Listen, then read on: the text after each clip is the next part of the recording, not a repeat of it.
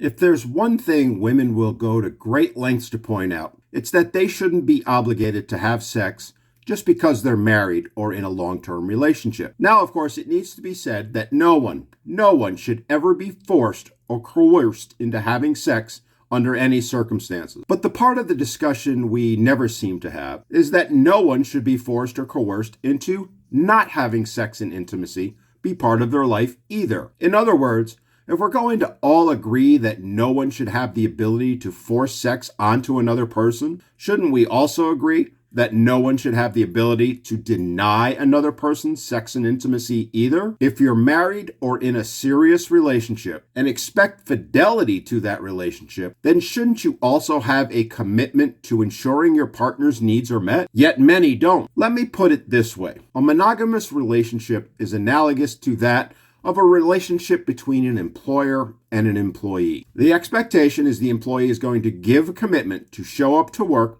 and do the work, and in return, the employer is going to compensate them, indeed is obligated to compensate them for that commitment. Well, if you're expecting your significant other to remain faithful to you, while at the same time not keeping your commitment to them to care for their needs, then it's really not that much different than an employer demanding an employee to show up and do the work and then refusing to pay them. I can guarantee not a single person watching this would show up to a job, work hard day after day, if they weren't getting paid for that time and effort. Yet, it's often the case that spouses, especially women, will deny physical intimacy for weeks, months, even years, and use the ultimate trump card of, "You shouldn't make me if I don't want to," which is impossible to counter. It's a tactic they use to compel, coerce, and control their partner by denying them the intimacy they crave. It's why it is a form of domestic violence. And if that is the case, we need to ask, what is the benefit to a monogamous relationship if sex and intimacy isn't part of it? It basically reduces the relationship to that of a friendship. In fact, the only real difference between a friendship and a romantic relationship is the very sexual intimacy